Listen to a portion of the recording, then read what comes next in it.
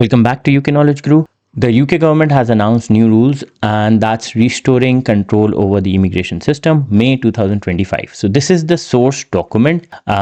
It was presented today in the Parliament on 12th of May 2025. Now, what's happening? Many people are creating videos on this, and they're not sharing the correct information on YouTube. So I thought to come up with the video where I can provide you the source file. So if we go on gov.uk, the only genuine website, entering and staying in the UK, you have a policy paper over here. It was published 12th May 2025, and this document is 82 pages. This is the first document which I'll discuss, and this is the technical annexure. I'll discuss this as well. This is 15 pages. These documents will explain us what actually this rule is.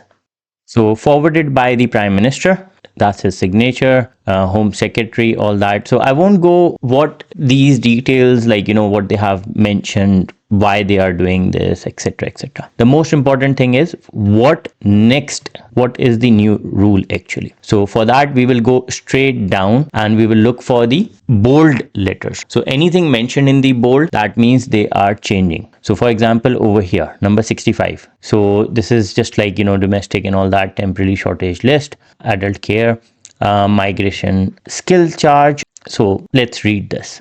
So migration skill charge says we will increase the ISC for the first time since its introduction by 32% to bring the ISC rates in line with inflation.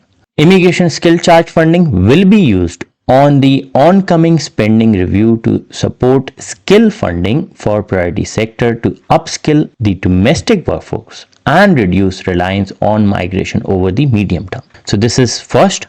Second one is about global talent. As part of our mission to promote growth, we will go further in ensuring that very highly skilled have opportunities to come to the UK and access to our targeted routes for the brightest and best global talent by. Now they have mentioned the details over here. So this is about the global talent route.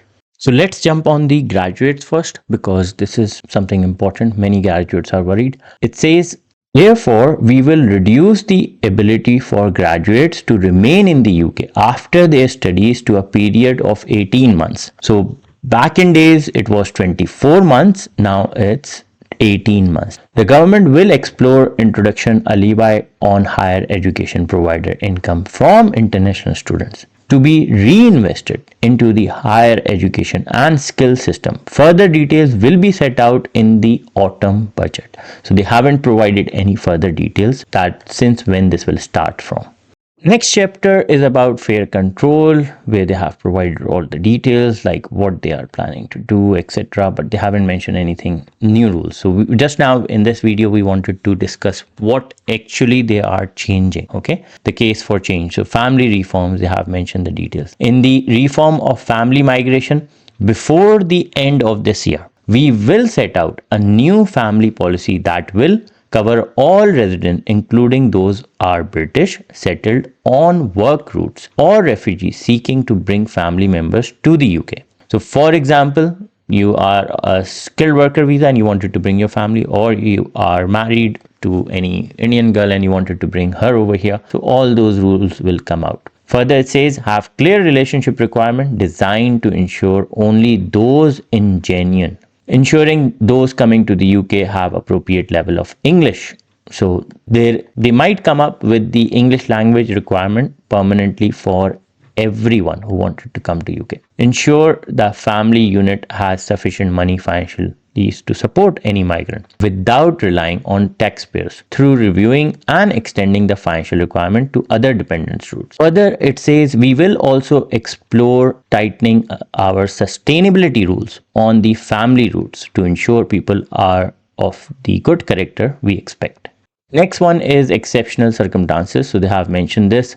In order to ensure that the Parliament set the boundaries within our international obligations, we will set out clear framework to be endorsed by Parliament for those seeking to enter or stay in the UK, including on the basis of exceptional circumstances who do not fall within our family policy. So for example, sometimes we have FLR HRO, so human rights and other. If anyone is sick, not well, or pregnant and can't travel, so obviously the rules will be different. Further, it says this framework will reflect a fair balance between individual circumstances and UK economic and social interests and will be flexible enough to ensure that the most vulnerable are not excluded. Next, strengthen the public interest test to make it clear the parliament needs to be able to control our country borders, so they have provided all those details, nothing important. Then humanitarian response, they have explained that what they're planning to do. Windrush scheme, so we already know what's happening with the Windrush at the moment. Protecting the, so they have provided that details, so we will jump on. Okay, just now I'm trying to pick up those parts which are important. We will therefore explore introducing further reform to our sponsorship system. So, which is very important, like, self-sponsor. I think that's obviously they have changed the rule for the investment perspective anyway, putting more responsibility and accountability on effective and responsible sponsor. This will include exploring making it easier for worker to move between licensed sponsor for the duration of their visa, giving them more control over their work for and reducing the risk of exploitation. Now let's learn what they have said about the settlement. So settlement obviously is 5 years to 10 years, the ILR. So 259, 260, 261, this explains that what happened in the past. 262, 263, we will start from 263. These criteria alone do not reflect our strongly held belief that people should contribute to the economy and society before gaining settled status in our country. And they fail to promote integration, which limits the wider benefit from long-term migration in the UK and increase pressure on public services. We will therefore reform the current rules around settlement through an expansion of the principle behind the point-based system that individuals should earn their right to privileged immigration status in the UK through the long-term contribution they bring to our country. This expansion of the point-based system will increase the standard qualifying period for settlement to 10 years. We will continue to offer a shorter pathway to settled for non-UK dependents of British citizens to 5 years, provided they have remained compliant with their requirement, and we will retain existing safeguards to protect the vulnerable, including settlement rights for victims of domestic violence and abuse. Through the expansion of the point-based system, individuals will also have the opportunity to reduce the qualifying period based on point-based system contributes to the economy. We will consult of these changes later this year, so they will provide more further details in this. Now let's learn about earned citizenship. So 268 is just what happened in the past. 269, they have provided 2024 statistics. 270, we will introduce reforms to citizenship to align to earned settlement reforms, building on the expansion of the point-based system to settlement and citizenship. Similar to earned settlement, we will increase the standard qualifying period and expand the point-based system to allow those with greater contribution to qualify sooner. We will also conduct a refresh of the life in UK test and how it operates. Finally, we will consider measures to reduce the financial barriers to young adults who have lived here through their childhood from assessing British nationality. So they're coming up with the, obviously life in UK test will get changed soon, but they haven't mentioned that when this will get changed, but soon it says. So at the end of the document, page number 73, 74, 75, they have summarized, concluded everything in one page. So let's go one by one so we know what are the work reforms. So number one, we will lift the level for the skilled workers back to RQF 6 and above. Salary threshold will rise. We will increase migration skill charge for the first time, so it will increase by 32%. We will close social care visas to new applications from abroad for a transition period until 2028. So until 2028, care worker visas is a stop. We will permit visa extension and in-country switching for those already in the country with working rights, but this will be kept under review.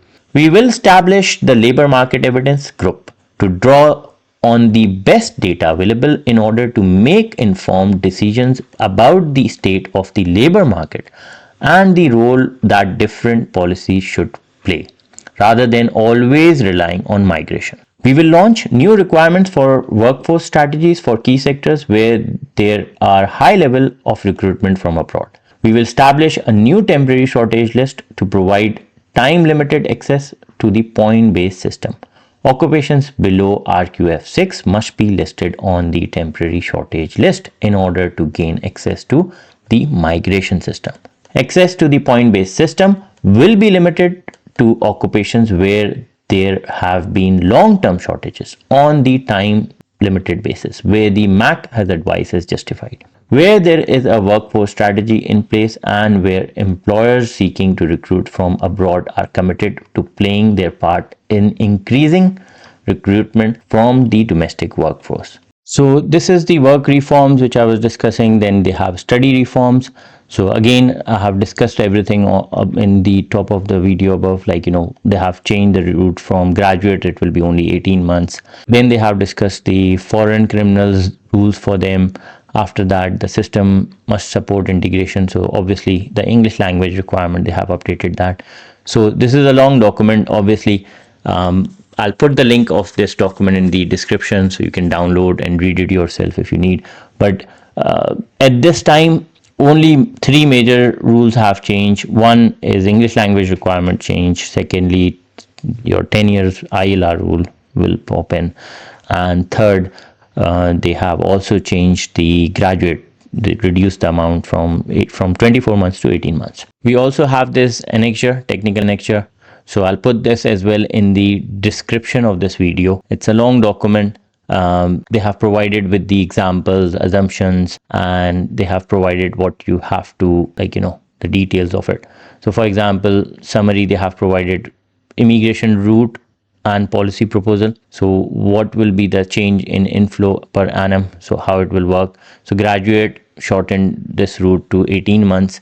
So they have provided the details over here. So this is these documents you should trust rather than just looking at the YouTube videos and people creating hype too much that people will need to leave the UK and they are asking you to leave UK. It's nothing like that. So don't listen to negative people. Hope this video helps, and if you have any question, feel free to contact me.